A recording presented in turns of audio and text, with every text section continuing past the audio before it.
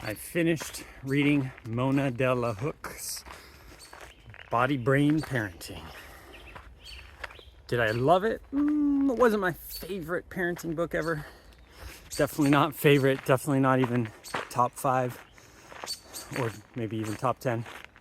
But hey, one of the main reasons why I read a parenting book or a meditation book or something like that, or listen to it on audiobook, is because it gets me motivated, gets me inspired, gets me focused on that topic, and I notice an improvement in my life.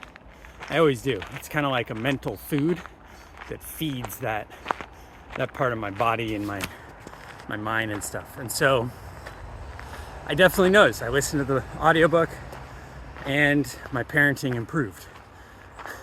Can I point to like a specific thing? Not so much. I didn't think it was a great parenting book. Here's one complaint right here, is that she's constantly saying, now this doesn't mean that you don't set firm limits, but blah, blah, blah, blah, blah, blah, blah, and blah, blah, blah. Now this doesn't mean that you don't set firm limits, but blah, blah, blah, blah, blah. So she never talks about how to set a firm limit, what that even means.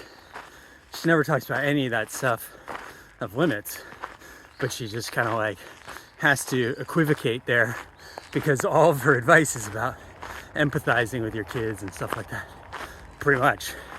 Unless I missed it. I mean, I don't think there was any part which talks about how to set a firm limit or what that means to her. And then she also is constantly equivocating, if that's the right word, over cultural practices. Well, you shouldn't, she literally says, you shouldn't hit your kids unless that's culturally in line with your values or something like that. Like, she's so wanting to be so hyper, woke, basically culturally sensitive, that she, that, hey, if you want to hit your kids because that's what your culture does, I want to respect your culture. I mean, there's a lot of the woke stuff, so I don't even need to get into that. But the basic idea is like, it's not unique to her. Over and over again from all these parenting experts, there's this basic idea that when kids are misbehaving, they're dysregulated. They're not in their frontal lobe. They're not in a conscious decision-making capacity. I don't know, maybe unless they're a psychopath, a future psychopath or something like that. Maybe, but generally they're being impulsive, and impulsive is coming from whatever, lower brain activity. I mean, I'm not going to get into the neuroscience, but as a just general way to think of it, that your kid's dysregulated, and what you need to do is help them regulate, help them get back to mostly a feeling of safety and security, where they feel, if they feel safe, then they can calm down. They're not in fight, flight, freeze. They're not in any of those things. So they can calm down, then they can maybe take on a lesson of like, hey, you shouldn't hit your brother. But they're not going to be able to process that kind of a lesson, you shouldn't hit your brother, if they're still in the triggered state. I mean, triggered's probably a good word for it too. Uh-oh, car's coming. It is just beautiful out here. Oh, so beautiful today. And so I'm supposed to be running right now. Let's see if I can pick up the pace a little bit. So what did I really get from it? I mean, just that reminder to be able to kind of connect with what my kids are going through. And, shame. Thinking about shame as like a really hard one, to not shame them and make them feel wrong and bad. Because it's like you see something and you're just like, oh my God, you just hit your brother? Like, oh, what? Like, and that's my son. Like, I don't want anyone hitting him. And there's this natural gut reaction, knee-jerk reaction to just freak out.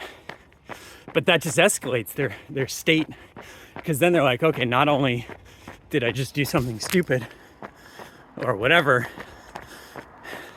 because I wasn't feeling safe, or I wasn't feeling, calm, regulated, happy, content. So I did this thing, but now my dad's freaking out, so that's just gonna escalate him. And then oftentimes what they do is because this nervous system just went like from a 10 to 11 on hyperdrive. And then a lot of times they just do another thing, like acting out, like, oh, dad's upset with me. All right, I'll throw this toy against the wall, because they're just acting out that state of hyper arousal. And so, oh man, just being calm is so important as a parent, just being calm. And part of that is just this constant remembering of like, most of these things don't matter. Sure, she hit her brother, but like, he cries for like 10 seconds and then he's over it. Something like that. It's like, I obviously don't want that to happen, but she didn't break his head, didn't break his neck, he's not bleeding, he's not paralyzed, we're not going to the ER. In fact, he's over it in like a minute. Okay, gotta remember, so many of these things, these are not emergencies. These are not emergencies. Everything's okay right now.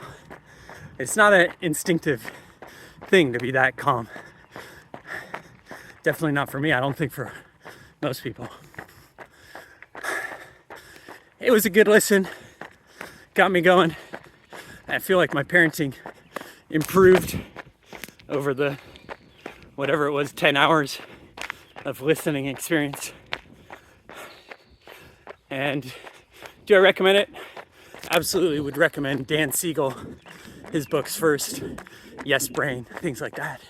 And then, or the, what's his other one? He's got like 6 of them. Janet Lansbury's great. I mean, she quotes a lot of these people. She's doing the same thing. I don't know particularly what's unique about her. She does this brain body thing. So she talks about body budget. That's kind of an interesting idea. Thinking about, does your kid have that store of calm energy in their body budget? Because if they're tired or they're hungry or they've been in a stressful situation, they're kind of depleting their body reserves. That's not a bad thing. Check it out if you want. Leave a comment. If I missed something important, tell me to just go screwy myself or something ridiculous like that. Have fun parenting and get out there and take a run in the woods on a beautiful day like this when you get that spare moment away from the kids. So precious. So precious. All right. Woo.